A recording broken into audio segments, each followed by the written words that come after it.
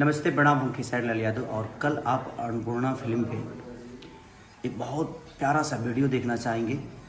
और प्यार आपको ऑडियो ने जो रिस्पांस आप लोगों ने दिया है, जो मोहब्बत दी है, उससे आभास होता है कि अभी तक तो प्यार का दुनिया परिभाषा सुनती थी, प्यार को लेकर एंजॉय करती थी, झगड़ा को लेकर एंजॉय पहली बार दुनिया कर रही है। और उस झगड़े हैं हम दोनों। इधर आइए आप। ये हमारी नमस्ते, मैं महिमा सिंह। और ये हम समझ ही सकते हैं, तो ये हमारी गर्लफ्रेंड के रोल में है झगड़ा में, और मैं इनका बॉयफ्रेंड हूँ।